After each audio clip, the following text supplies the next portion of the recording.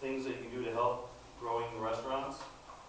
I thought I would start with just talking a little about how big the markets were in Los Angeles. There are 62,000, just about 62,500 restaurants in the state of California. And they generate almost $67.5 billion US in sales. All 10% of all jobs in California are restaurant jobs. And as of the end of 2011, there were 2,816 Thai restaurants in the state of California. Awful lot. The vast majority, 1,900 of those, are located in Southern California. It's a lot of Thai restaurants. I didn't realize myself how many there were. An awful lot of Thai restaurants, all different sizes. Most of the Thai restaurants have less than 30 tables. The most common business in the Thai community is a Thai restaurant. It makes up 2/3 of the Thai business community.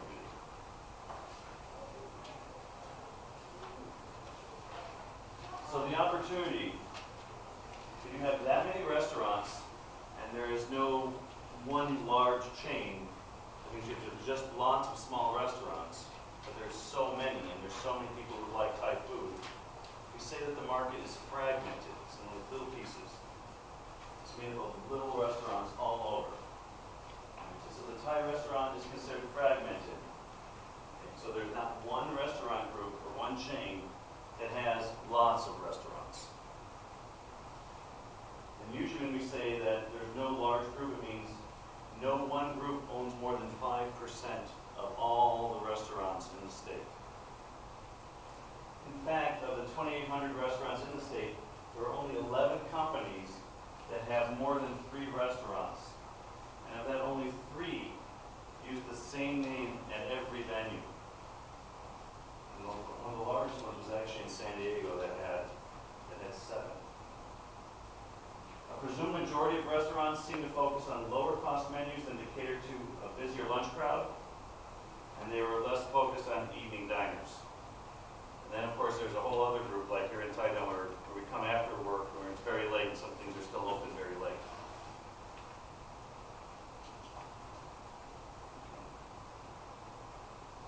Some consumer information. The majority of consumers over 25 will consume wine with dinner. There's a survey that's put out every year by the National Restaurant Association. And it breaks it down, they break them down into all the way down to cities.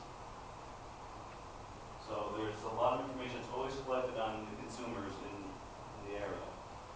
Dinner represents a chance to acquire higher yielding customers and is a primary focus of most successful restaurants. Most of the restaurants can get a higher yield from dinner versus lunch. And it's a sit down, there's more things going on, it's plated food versus a buffet, so the money is not as greater. A strong majority, 71%, of male consumers tend to prefer spicy cuisine and actively seek out food with some degree of spiciness. This was one of the reasons of Mexican food became so successful in the Southwest U.S. So we're talking California and Texas and that space in between to those states. So that food was really spicy, and most people really like it. A lot of people seem to keep thinking that, I thought I liked really sweet Thai food. I don't know exactly who did that to us. Spicy or sweet? For some reason, many Thai think Americans prefer sweet Thai food over spicy. It's just because most Americans haven't had really spicy Thai food, so they don't know what they've been given is sweet. So that's what they think it's supposed to taste like. In a 2008 National Restaurant Survey for their members, when asking about Thai food nationally, the food scored very high, but nationally people responded and they thought it was a bit sweet, mainly the curries. The perception that people only want low prices. This does cater to a certain customer, and there's certainly a lot of people who prefer to, have low-cost meals for lunch, especially lunch. But it can be very limiting. Indeed, outside the fast food category, almost all restaurant growth comes from having growth focused on dinner and sit-down plated dinners and a higher-priced menu, not volume on a lower-priced menu. And I put down here, it says case. there's this restaurant group, started as a small restaurant. It's called Fresca, and it's Latin. It's in San Francisco, and it was a very common, a lot of small restaurants serving lunch, a lot of buffets, and a lot of chicken. Because Americans like chicken. It's like the one food group we have. We have chicken, and then there's everything else.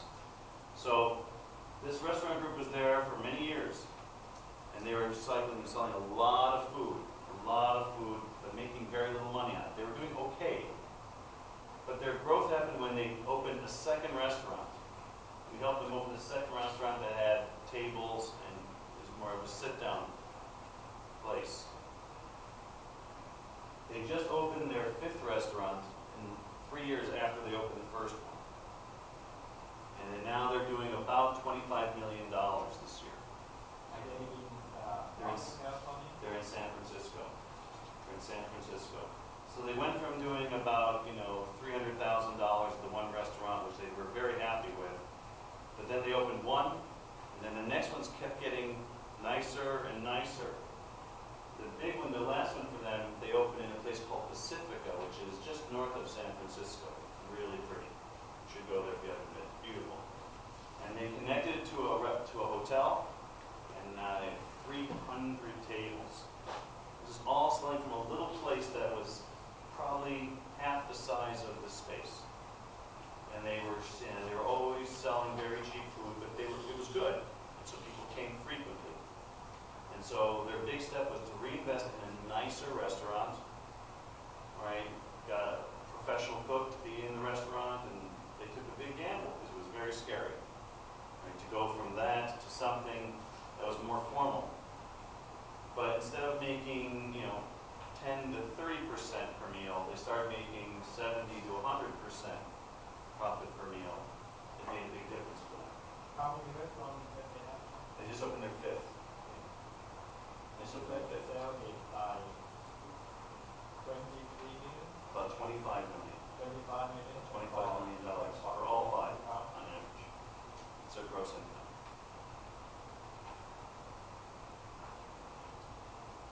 And that's considered medium.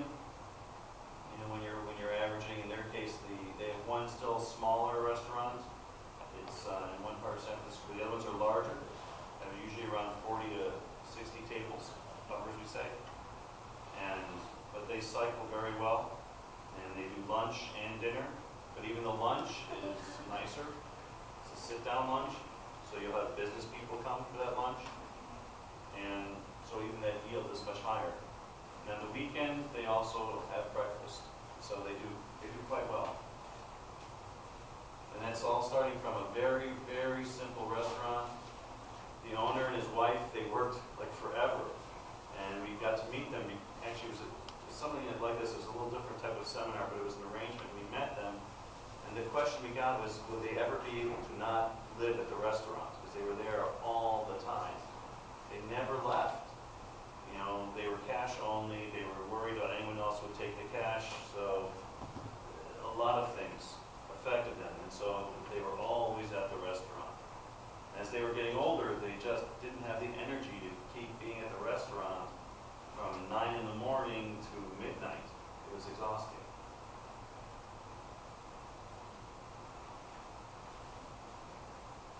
So there are lots of opportunities, and there's a lot of reasons to do well.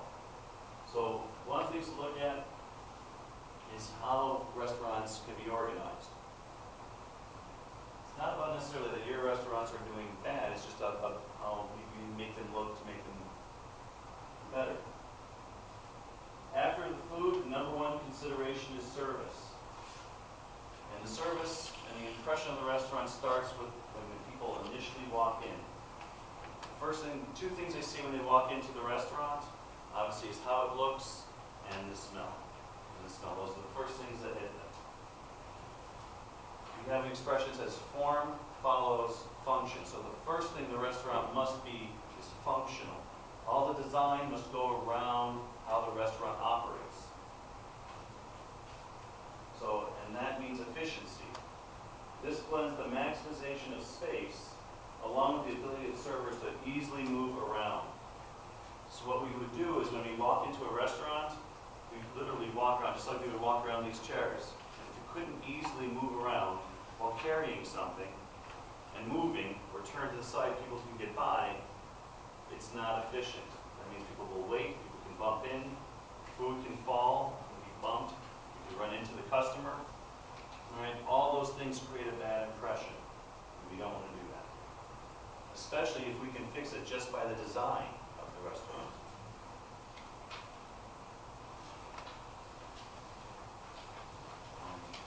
Some very, and I just put a few, but this is an important basic. It's called, I put it to meters, but in general for us it's 60 feet. The farthest table in a restaurant should not be more than 20 meters from where the food is picked up. 60 feet in general. If possible. And again, it depends on the layout of the restaurants, but that's a general, we say, rule of thumb. It's something we like to usually do. And the reason why? Because we want the food to be delivered quickly, hot, from the time it's put up by the cook, from the time it's picked up. It cools down amazingly quickly as people walk it to the table. And people don't realize how fast it really gets cold. For larger restaurants, and this was very common until the early 1970s, food covers used to be very common. They would put food covers on as they would take the food out, and they would uncover it, and then they would put it in front of you. Because just the walking around and moving the food cooled the food down really quickly, and some food that wasn't liquid, like a soup, would really get cold very fast. So it wasn't as hot when the customer got it. You always want it to be very, very hot. Booths and anchor tables. Booths are by far the most popular seating arrangement. The most efficient and preferred seating are booths. Open tables in the middle, where people just put tables to fill the space, is not considered the best form to use. They certainly can be modified by a backing for some privacy. So sometimes you can do simple things. Putting up a simple backing by them, adding just a very little privacy, for some restaurants, makes a very big difference. Again, changes the impression, and it's considered to be a standard practice to anchor as many tables as possible. And again, it's certainly cultural to some degree. Most of the people who are coming into restaurants, especially if you're going to have a dinner service, they want there to be some degree of privacy. A lot of restaurants will like to have some tables so they can move it around for larger groups. And you'll try to actually have that offset in just one part of the restaurant. Usually the area that muffles the noise the most. So this way you can service a larger group, but still have some degree of privacy on the other spaces. Booths also, depending on how they're designed, are also much easier to clean and get ready for the next guests. They're very quick.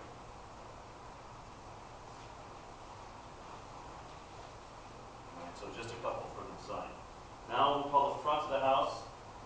Front of the house is basically every place the customer sits, everywhere the customer goes to the front of the house, what they see. One of the most important positions in a restaurant is considered the host, as their primary job is to control the front of the house. It's very important to layer the customers in when possible to keep an even flow of orders to the kitchen. Prevents, they call this funnel. If people just come in and all at one time and everyone sits down and everyone's taking their orders and 40 orders come to the kitchen at one time, the kitchen's just going to take them as fast as they can. One, then one, then one, then one. And that's a problem because, of course, that means someone's order, which was taken, that 40th order is going to get serviced in about an hour. Right? So they're going to be very unhappy. And as you get farther down that list, people are less and less happy. So the idea of layering them is very important. Making them wait a little before they sit down. That's actually better than making them sit down and waiting for the waiter and waiting for the long time for their food.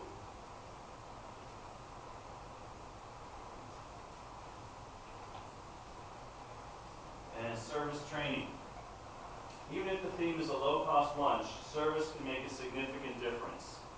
Little things matter. Remember, service was right after food quality, service was the thing that most people remember. So don't simply take the orders and drop off the food in the checks. Customers should feel that there's a server around when needed. Doesn't mean they should be bothered by them all the time, but it does mean that they should know that someone is there. A casual check should take place no less than every 15 minutes, is a good rule of thumb. Even if it's just making eye contact with the person sitting there. This may mean just making eye contact because you don't want to disturb the guests, but it should definitely include at least one, we call them welfare checks. Is there anything I can do for you? What do you need? I'm going to listen carefully. One of the chief complaints from customers nationally is that the orders are not always asked for. And we usually will train waiters to just simply read back the order. It's become customary where a lot of people, they used to write everything down. But for some reason, apparently a lot of restaurants don't like that anymore. And so the waiters think that if they can just memorize your order, it'll look more impressive. A lot of times, they get it wrong because there's 4 people at a table and someone wants something special and someone else wants something special. They forget something and then the order is wrong and that's not very good. So it's still good to use a piece of paper, write things down, give it to the kitchen, or then you can type it in if you're using a system. But always good to read back the order, something very simple. And then to recommend. Recommendations work very, very well for restaurants. Let's say you get a very special deal on chicken or beef or pork or something, and you're like, you know, this is great. I've got a very good price. I could make a lot of dishes with this, and it's maybe not normally on my menu. What I can do is, if the waiters can recommend, you know, we have this special soup with this kind of meat, or did this something special. Most of the time, recommendations work. Usually influences will land the customers to try something that you want them to try new. So that can be really tremendous.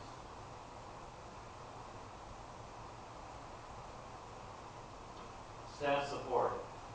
Selecting really good staff and treating them well for as long as they're there. Restaurant staff have a tendency to change quickly, but it's always important that they're happy. Why? Because they're the ones in front of your customer.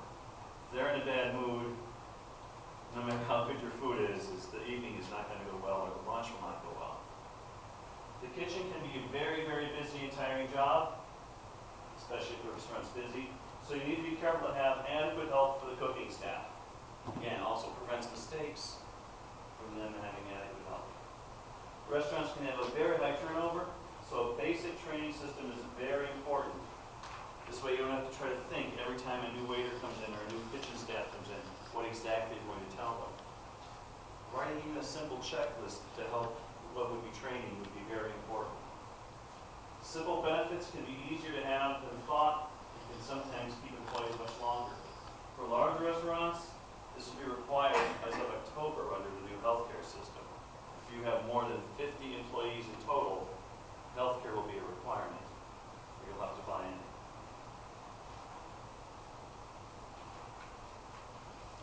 Returns. We're talking about the returning of food. One of the worst indications that a restaurant can have is that food is sent back to the kitchen, especially if it happens a lot. That's always a bad sign. It's a bad sign. The two common reasons: food was pre-prepared and it wasn't hot.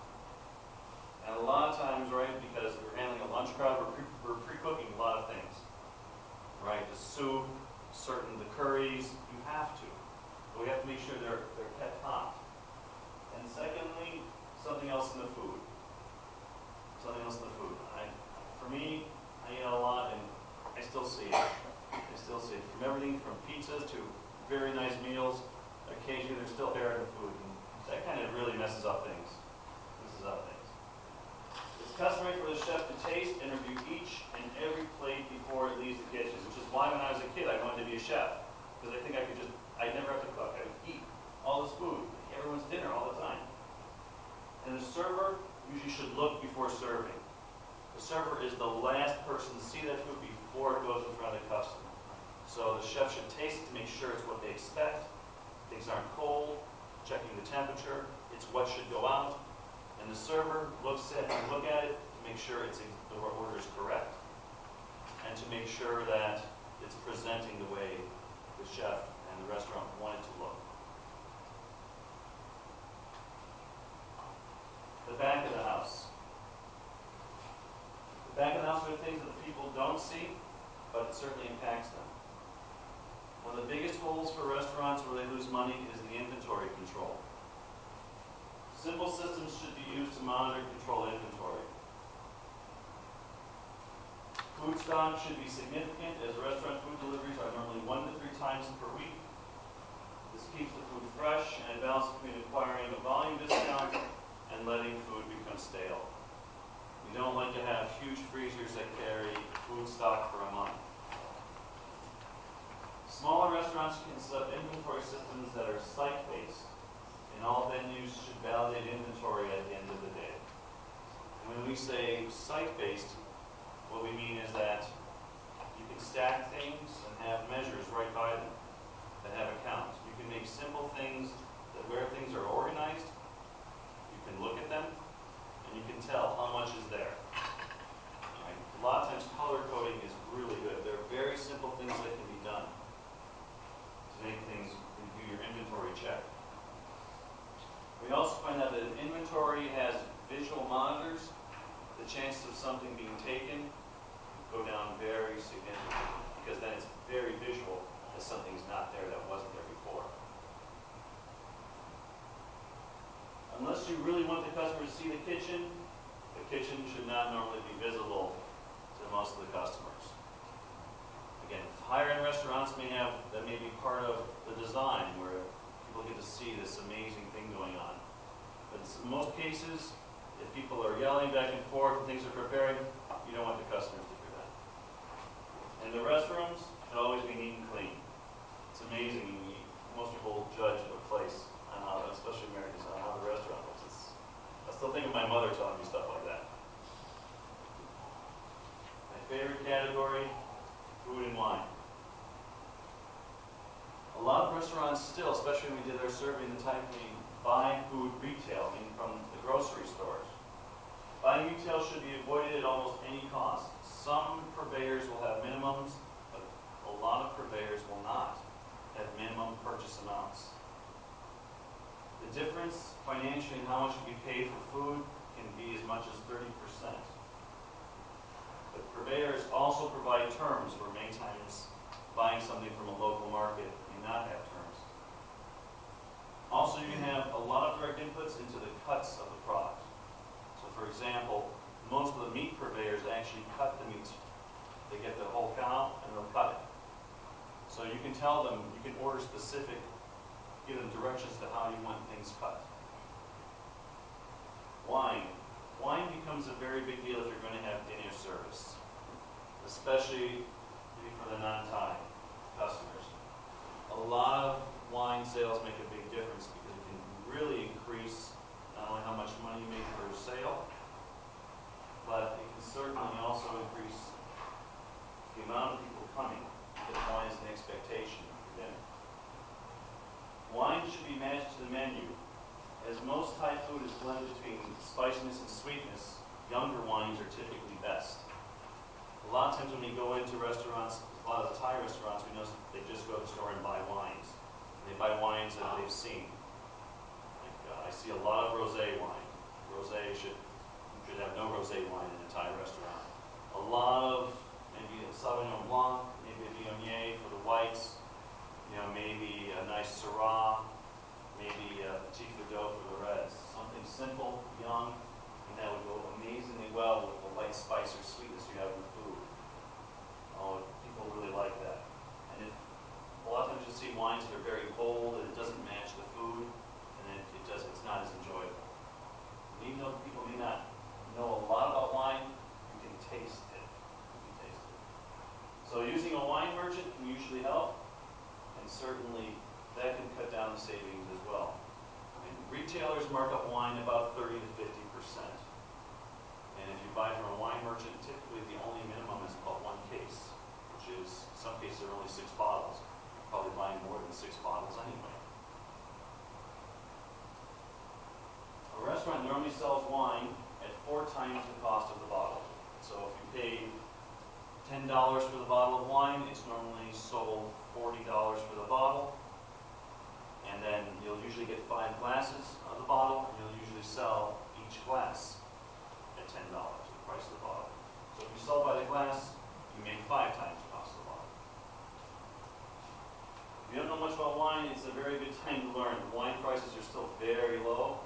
There's so many really nice things out there. It changes the entire dynamic of the restaurant right there by just having something like wine inside of it. A lot of times when you offer a glass to the customers, they will consume it. I put down there called macaroni grill. And I didn't use Thai restaurants, I'm sorry. I'm trying to show you, but macaroni grill sells more wine than any other restaurant chain in the United States. And they do it by offering everyone who sits down a taste of wine. So you'll go in the restaurant and they'll say, would you like to try, this is our Syrah, would you like to try this? And they just offer, and they say, did you enjoy it? And for most, a lot of people will say yes, because the wine is selected. And a lot of times people will order an entire bottle of the wine. And so from not saying anything, they've now added $40 to possibly $100 to the entire price of the dinner. Sampling in general is easily one of the best things that people can do. A lot of times people wait, and it's like, when the first time I came to Thai town, of course, what was my knowledge of Thai food? I was there with some friends, and so I was learning. And I I needed them to help me through the menu. But let's say I wanted to go by myself, and I wasn't there with my friends. What would I know what to get? And now I know that, I really love latna. Latna guy is like my favorite. I go for it at least once a week, otherwise I have convulsions. So I really enjoy it. But I would have never known, because people have always expected me to have pad thai. So offering them something different, offering them something, giving them a taste of something, really makes a difference. And it starts the connection between the waiter and the customer. Instead of them, especially if they don't know, it gives them a chance to try something completely new. And that may help you sell something that you really like, that you know you do very well. So let's say the best thing you make is latna. And let's say and most people, they come in, but they don't know how well your cook makes this wonderful dish. Have some to offer, just a little. Let them taste it and realize. And people, if it's good, people are going to say, oh wow, this is also very good. I'll take that. It happens an awful lot. And restaurants who still do it, look at Costco. Costco does it in the stores. Offering samples is an amazingly effective way, especially when they're coming in. They probably already know that you have a good restaurant. So giving them something good, that you have maybe something new, is great. Anyway, small mistakes, small inefficiencies with the handling of food or the seating, etc., they tend to get overlooked when you have a whole bunch of people and you're very busy. But as the restaurant grows, the mistakes also grow. There's things that you just don't see when you're a smaller restaurant and you're very busy. Because you're very busy. And you won't see the mistakes because the money's coming in, everyone's busy, and you're just happy. But if you try to grow the restaurant, there'll be a point where those mistakes start to become obvious and you will not understand why you're losing money or why it's not going as well. So as the volume increases, the mistakes that were small actually get bigger with volume. They tend not to go away by themselves. So hence, when you look at efficiency of a business earlier, it can really help with its business, with its ability to grow. Things that you may think are nothing now, if you decide that you want to open a second restaurant or make the other one bigger, it can really make a difference. It can also help you understand maybe why things are going good, but maybe why you don't think they're going as good as you could be doing. Some other issues. We talked about the Department of Labor. Cash. When we surveyed all the Thai restaurants, most of the Thai restaurants in the Thai town area are cash only. But outside of Thai town, where their customers are non-Thai, most of them have merchant accounts. Most Americans use debit or credit cards. So facilitation of this opens the doors to more customers. And this is why a lot of times there's more Americans in Thai patio than there are in the other restaurants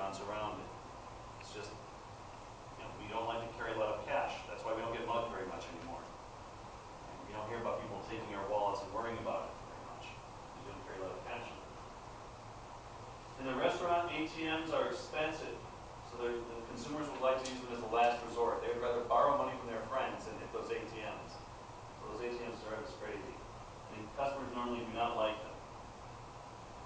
Cash buying and receipts tend to open the businesses to audits by the government. It is the #1 audit flag for the tax authorities as well as the labor authorities. And the reason why is pretty simple. Most people like to use cash, so they won't pay taxes. And for some reason, people think that the government just doesn't know this, but it's actually it's a very old trick, and they're quite aware of it. It's amazingly simple to calculate how much a restaurant makes. So if you tell them it only makes 100,000, I can, when we were doing our survey, we only monitored a restaurant for 1 day. When the labor department comes through, they're sitting in Tightown for 30 days. And they're monitoring every day in and out. How many people go to lunch?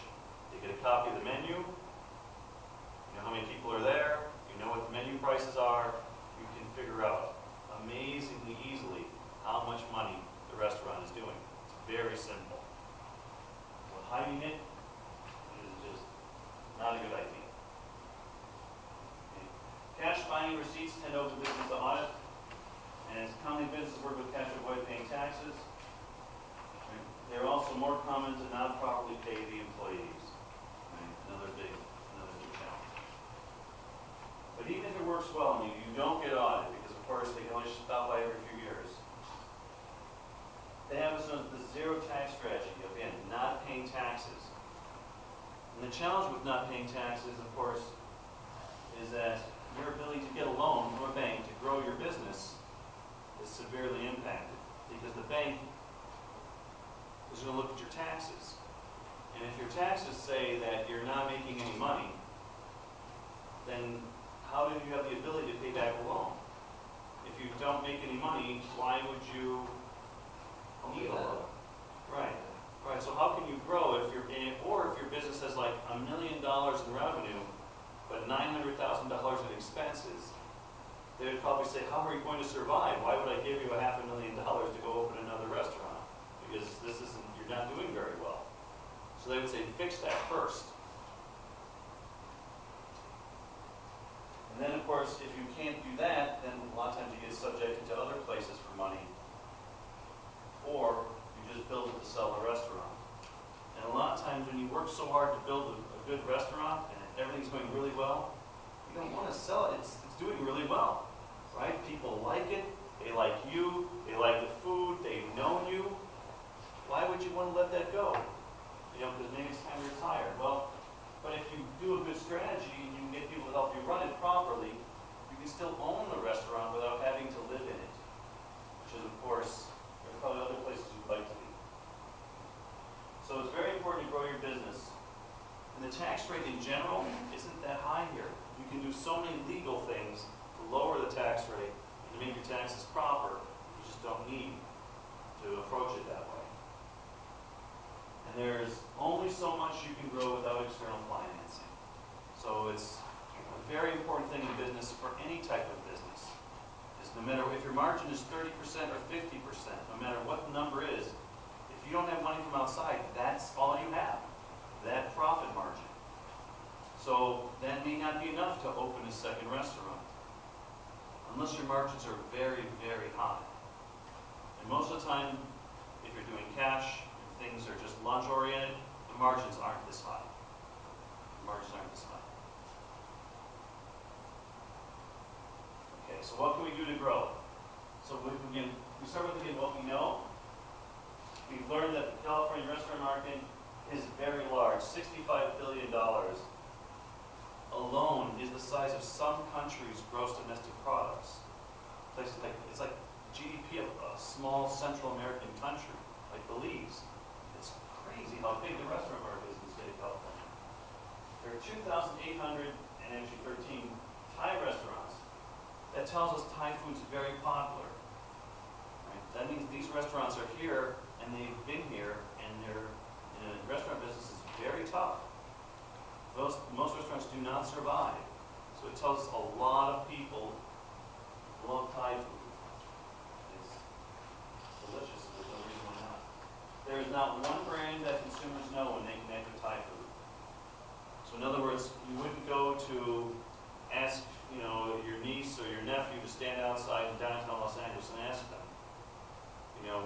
Thai food, or what brands they know for Thai food, they would all tell you maybe places they go, and they would probably all be different. There's tremendous opportunities for more growth and more revenue by growing, as well as making the restaurants more efficient. Sometimes that's just simple little things. Sometimes it doesn't have to be something very big you have to change. Sometimes it can be very small. The market is growing again, but getting new venues for growth is still relatively low.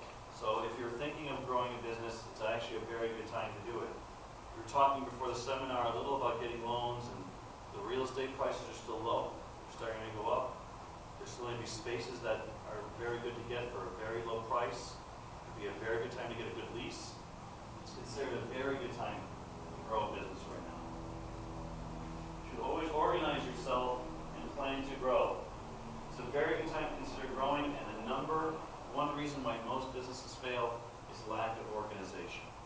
They just do not plan. They just don't plan. So then they don't see anything that's right or wrong.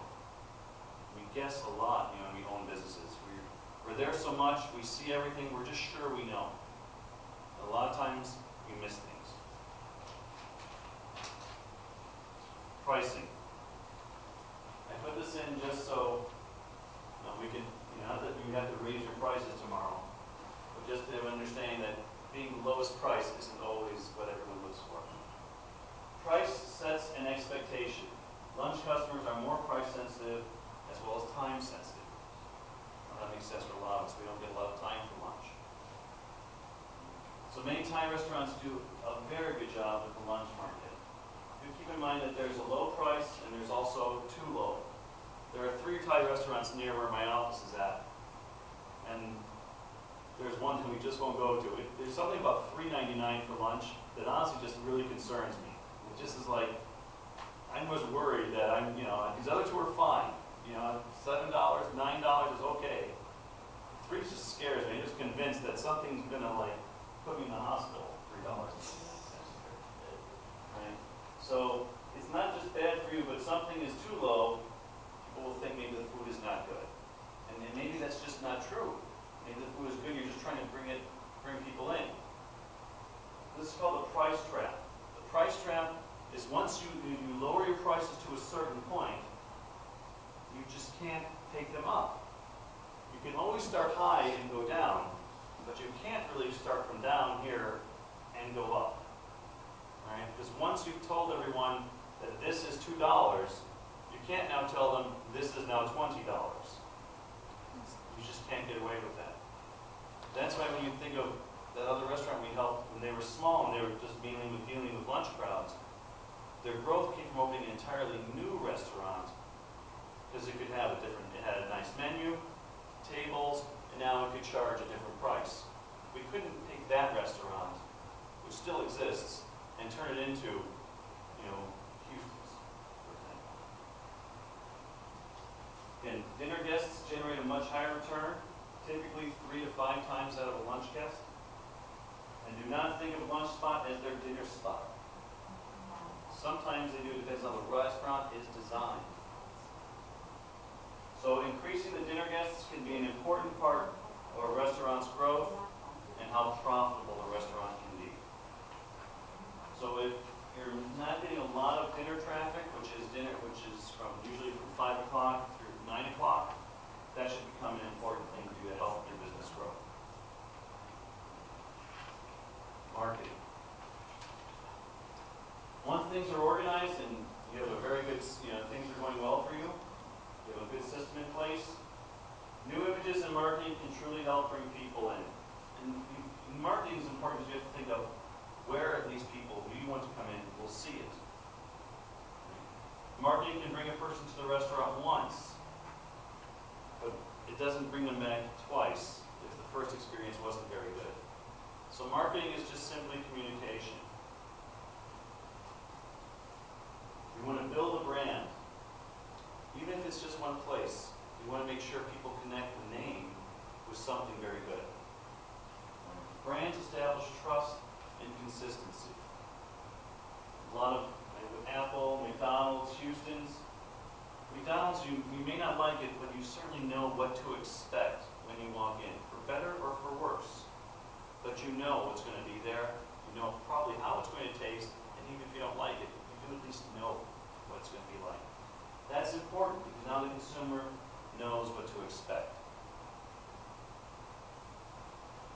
advertising is always expensive. Always expensive. So you have to know what really works. The key is to figure out who you're marketing it to. If you're trying to get, more non-tie into your restaurants, putting ads in the Thai paper is probably not going to get that to happen. All right, so we have to figure out who we're trying to get to and how to communicate with them. Where will those people, where will they see it? Where will they see the images? If we're looking for someone to come in on Friday nights and before dinner and a movie, maybe we put an ad in the theater. We try to use the money, whatever we have, as smart as we can to get the people we want to see it, to see it. Right? So in marketing, we teach people to have such a good image of who their customer is that they want to do the marketing for, that they could make a picture of them and put it on their refrigerator at home. So who they are, what do they do, where would they see the information? The internet. It's very important to monitor, certainly review sites, especially places like Yelp. Many people do check, and many people will try a new place on reviews. A lot of times the way the applications work, it's based on where they're at the moment. So let's say they were in Hollywood for who knows what, right? And they're not familiar with what's around here, so they just hit Yelp and they look at these top 20 reviews, and your restaurant comes up and it's only a couple miles from where they're at. That may be enough to get people at least to stop by again once. If the restaurant wasn't very good and they think the reviews were fake or paid for, yikes, they're not going to come back again.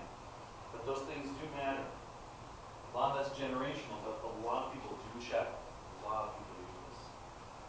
Open table, especially again when you're talking about dinner, services like Open Table can be very helpful because they do a very similar thing. Not only is it an application on the phone, but it's also on your computer. And people can look at what are the top-rated restaurants, where are people going to in this area. And again, if your restaurant's doing well, and there's some way of monitoring that, then this is a way, these systems are ways for people to know that your place is busy. And you should stop by and try us. And then special events. Do something very different to bring people in. Special event or prefix menu with a wine tasting. Well, actually, I'm doing one just this evening. With a special wine from Italy. It's really nice. It's not even that expensive. Doing it for a very casual restaurant. We did it once before last month, where they designed the menu and the wine, and we had the winemaker come. And it was really fun. And it packed the restaurant, absolutely packed it, with all new people. There was well over 70 people that booked that evening that had never been to this restaurant before. So successful that we're doing it again. The wine people love it because, right, it's good for the wine company because now they're getting a chance to expose their product with this really nice dinner. The restaurant is very happy because they know the wine's going to sell, and it's bringing all these new people to their restaurant. So for them, it was a very exciting chance to grow. Okay. And why you should grow? Well, it should always be an important consideration. Sometimes not growing has a cost as well. As the market grows and you don't grow, new businesses start, especially in the restaurant industry. They start all the time. New restaurants are starting because many people, they know that someone they know can cook, or they don't feel it takes very much to start the restaurant. It's one of the most common businesses that's always starting. So there's a lot more people starting, and if you're not growing, you have more chances to lose customers if you don't do anything. At some point in time, people will see that you're doing really, really well, and they're going to think, I can do that too. And so this other restaurant 3 doors down from you closes, and then they're going to try it. Statistically, at some point in time, someone will do something better than you if you don't do anything different. Because the market is very competitive. So the business should always be looking for ways to make their businesses better than their competitors. We call this competitive advantage. So growing in general, we consider not just something that's a good thing to do, we consider it part of just surviving, making the business be as good as it can be. Okay. So now you don't have to listen to me anymore. Any questions? Sir? You mentioned something that you work with some restaurants to create a special event, maybe mountain bike. What type of restaurant they are? Are they like Thai restaurant or? We haven't done Thai, we've done so many different types. We've done obviously American, Italian, European restaurants. We've done many Asian restaurants. We've done 3 or 4 just in Monterey Park in the last few months. Mostly Chinese, Japanese, but none of the Thai restaurants have ever asked us. And a lot of times when it comes to wine, and the Thai restaurants, a lot of times they're not having wine or they're just buying it from the local store. So they would meet people who would do this event for them, because it's the wine purveyors who do it, usually. But it would be fun. It would be fun because they work so well. They work so well. Most of the Thai restaurant either have a public area. Yeah. For wine and beer, it's not, for spirits it's very hard, but for wine and beer it's actually not as difficult. Usually the wine and beer licenses are usually easily acquired. The fee for the state is $600, and for wine and beer, the city like Los Angeles, most of the cities will not give you too much of a difficult time to get a wine and beer license. A spirits license, to have like vodka and full bar, that is far more difficult. Far more difficult. You can acquire them, but they're usually best purchased from another restaurant who's going out of business. And these days, those types of licenses will go from anywhere from $15,000 to $40,000, depending on the market at the time. Sir? About the returns, I heard of, I thinking about hair in the food, sometimes the fly, sometimes cockroach. Mm-hmm. How you gonna solve this problem? Give them free food or give a new plate? The general rule is to always give them a new plate, Uh-huh. and normally the food, we don't charge them for the food. Okay. Um, I mean, if they come along a couple, it's okay. If they come a group of 6 people, you're gonna give all. it's only that one dish. It's not the entire bill. I see. Not the entire bill. The most important thing is to try to prevent it. If you have a lot of people in the kitchen who don't have short hair, I mean that's why a lot of times people wear baseball hats. They have short hair, nets that they have longer, and it's because that hair in particular is the most visual. If there's a bug in the food, that's why if the chef misses it, but also the person who's serving it is not just grabbing the food and taking it, but they're actually taught to look, you won't leave the kitchen. It won't leave the kitchen. And that's important because, there's always that 18-year-old who wants the free dinner, who happens to, right? And so, obviously, our general rule or thought is they get to do that once. And obviously, if they do it the second time, we just tell them you need to leave. Right? So it's not something you should be No, I looking know. forward to much. Between the hair, the food, and fly or cockroach, it's completely different. It's look different. Absolutely. Yes. I mean, it certainly is a judgment call for you. But in general, what we teach when we go through with restaurants is just that you want to, especially if it's a new customer, we want to make sure that they know that we'll replace it, and that we're sorry, it won't happen again. We don't know what happened, and don't worry about it. Or sometimes they'll offer a dessert for free, something. They'll do something to show the goodwill. Because certainly especially if you really feel that, oh my goodness, something bad did happen, you don't want them leaving with a bad feeling. I have a bad feeling if I see the cockroach or fly inside the food. Oh In my the God. hair, it's okay. But the fly, animal, that's. Yeah, when you start seeing an insect in there, Yeah. oh my, very scary. If you need to go back another time, I would. it's the same thing.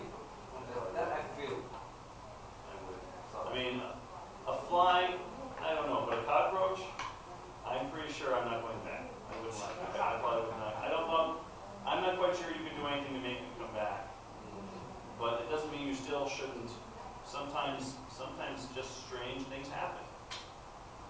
And you have to at least show that guest, as well as other guests around them, Yes. that this is not normal, this is something terrible, unacceptable, changing it immediately, I'll cook you something fresh, go out of your way. A lot of times people are understanding. But I mean, if there's cockroaches popping in the food, then it's a new exterminator is needed. Because that's frightening. That scares people. Thank you. Question. You said that the lack of organization is, hindering the growth of business. What is the most common problem that you see in, lack of organization in restaurant business? What type of disorganization? There's two. There's one associated to the running of the restaurant itself, and it's usually how people manage their staff. That they don't normally manage it very well, so that things are a little chaotic. They just expect people to just kind of do things. And the other one is in regards to how they handle their money financially. So those are the two most common. Because a lot of times people may know how to cook, but many times they have no idea how to do accounting or finance. And of course they don't. I mean, not everyone's trained in those things. So that lack of experience usually causes them to be a little less efficient with their money. So how would you if a restaurant owner often feel that by raising the price is driving away their customers, what recommendation would you give them? I just don't think that's true. I mean, certainly, again, if you're selling, if it's like a Thai noodle house, making it $50 for, will drive people away. But if someplace is very good, a change in price is normal. We expect it. Prices go up, their costs go up. And usually the best thing to do is, when you want to raise prices, is to do something nice in the restaurant. So for example, you put in all new plates or new tables. Then the price going up a little is completely understood, because then people are like, oh, this is my favorite Thai noodle house, and it's really clean, and this is really nice. So it's, of course it's okay. I'm not going to, when I discover a place that has really good food and the service is good, I'm not leaving because the plate went up $1. Maybe within the Thai community, maybe the Thai consumer is more price sensitive for them. But as non-Thai, no, it doesn't, not for a second. And most of the restaurants that we've helped grow, we've had to make their menus go up. But you just can't raise the prices and keep everything the same. Right? There needs to be something that people know, oh, there's a new waiter, or the tables are new, something visual, and then they can understand you're growing. That makes people feel even better. Like, oh, my favorite Thai place. Oh my gosh, look, and they're this, and it's got a little bigger. Or now they're offering this, and now, because, especially the tables, if the presentation in that restaurant is good for dinner, it changes everything for a restaurant. That presentation changes everything, because, if I was going to take someone out for dinner, it's not usually the same place I'm going to take them for lunch. But if it's a very nice restaurant, and I know the food is good, and I know it would do well for dinner, and it's a different atmosphere, then I know, right? Because if it's a date and I want it to go well, and the food's got to be good, I know the service has got to be good, then hopefully the date goes well. So no one's going to be angry at me. So if I know the restaurant is good, it's going to make me feel, I'll be happy to pay $2 more. So in this last couple of months, I watching the cable TV about the Food Network, about Restaurant Impossible. Restaurant Impossible. You see that? Yeah, there's lots of that teach you very good about how to run the business. Yes, they're good things. There's a lot more things out there than there used to be. You've got Gordon Ramsay Kitchen Nightmares about buying local. It's always the same. There's a lot of things that you can see when you watch that. You'll see that they're the same things over and over. They have the steakhouse also. Oh my gosh, yeah. Yeah, that one it's very good. It's a good experience to see that they make mistake and they solve the problem. That's right. The key is just to look for it. Yes, just look. So many people run their restaurants, they're just, okay, we're busy, and there we go, and then they don't look.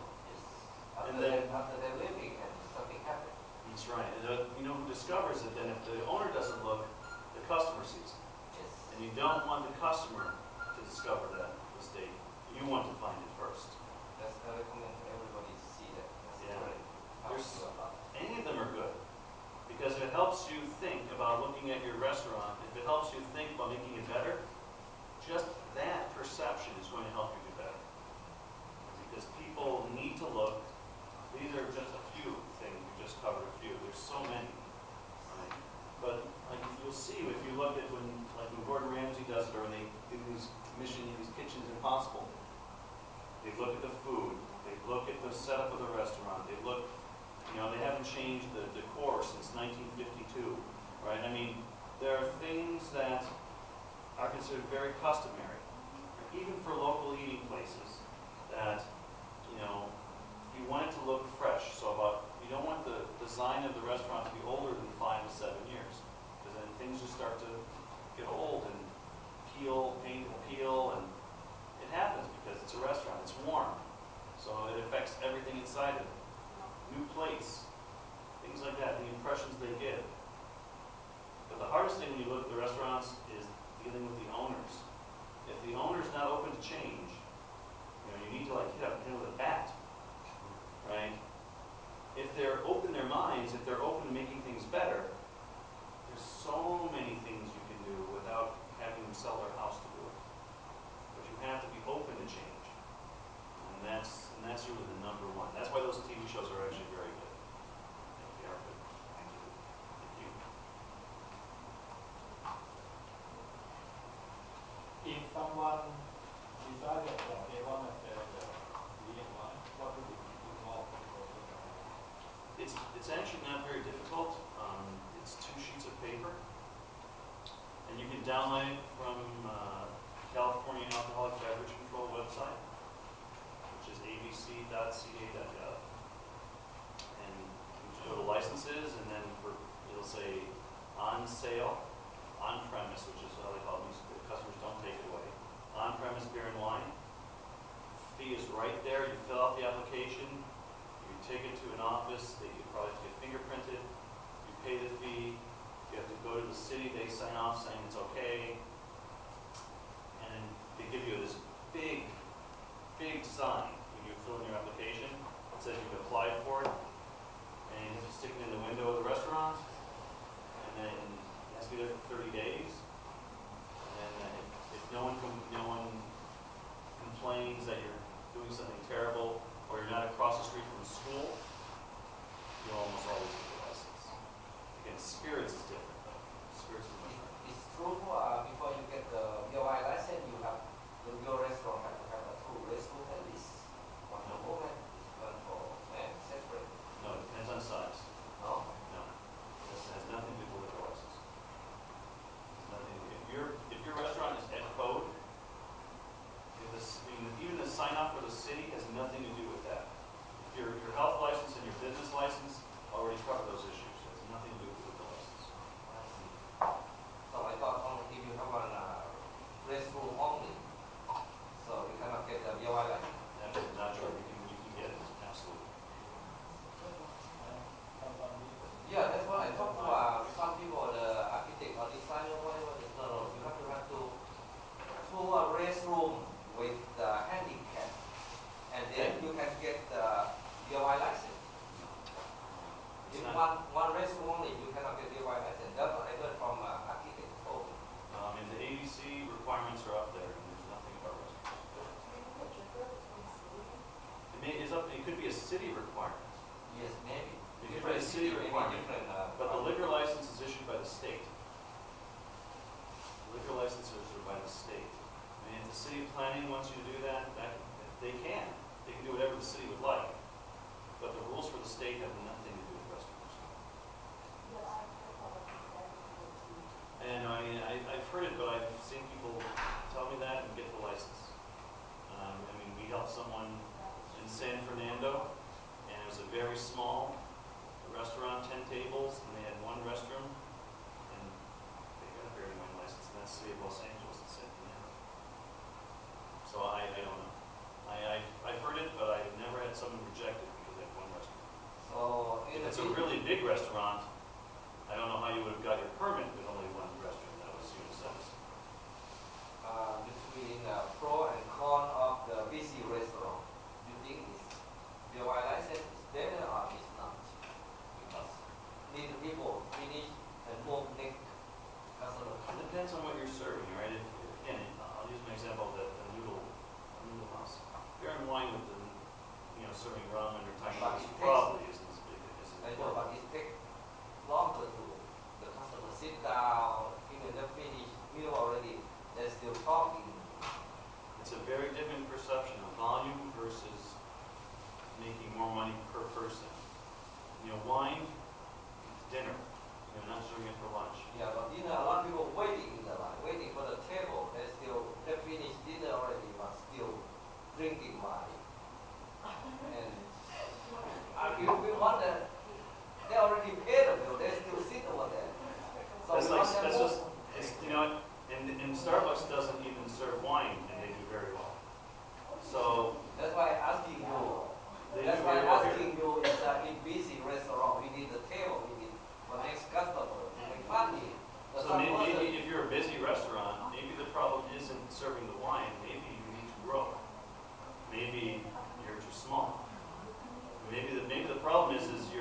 good of a job, and everyone loves coming to your restaurant, the wine, I don't think is the problem. I think the fact that maybe you don't have enough tables. I mean, it's good to have a turnover close to 2.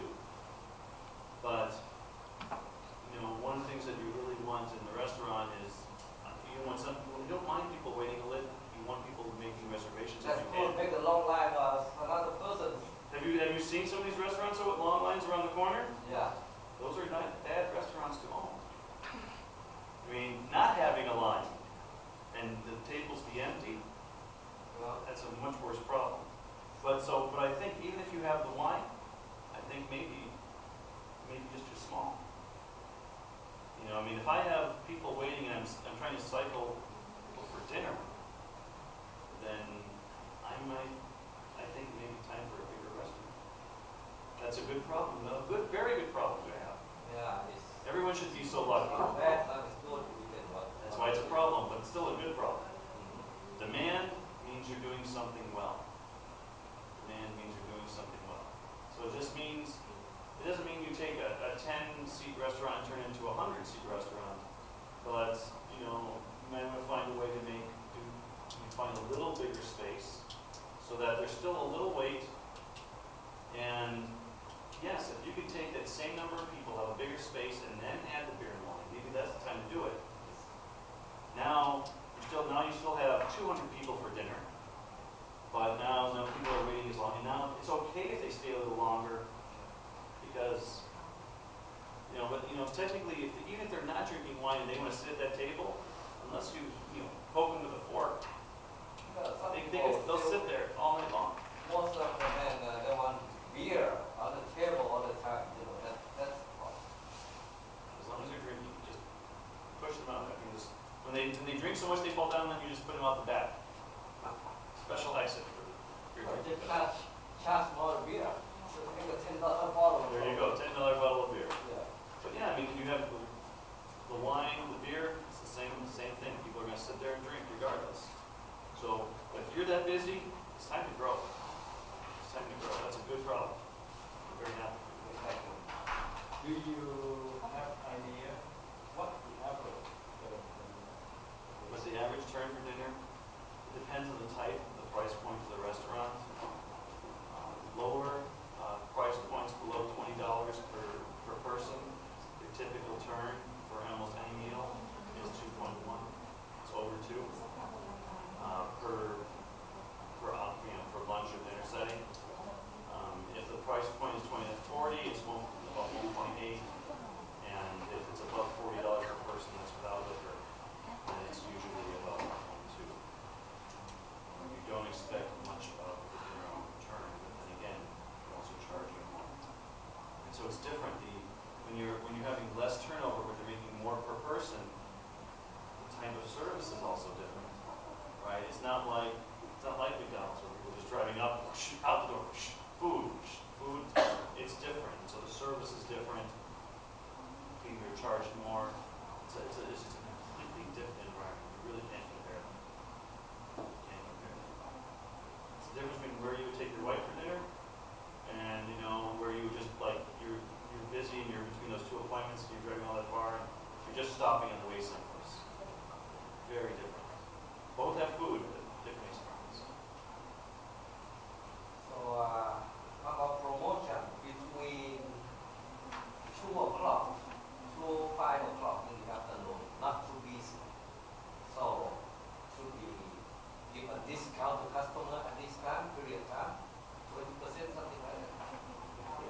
Happy hours can work if they usually people they're leaving work early. But 2 to 5 is slow. It's very slow. Because people are working. Yes. Unless you're in an area that has tourists. Yes.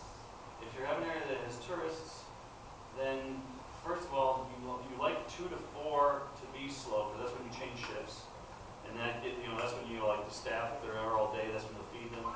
So you don't mind that it's a little slow, but it's how to get people in at 4 o'clock, a little earlier. So the 2 to 4, it's okay to have some downtime, but it's making that, instead of people coming in at 6, making them come in at 4. That's the time you want to really focus on. Because there's only so many people that are going to be available between 2 and 4 anyway. Because if they're available, they may be unemployed.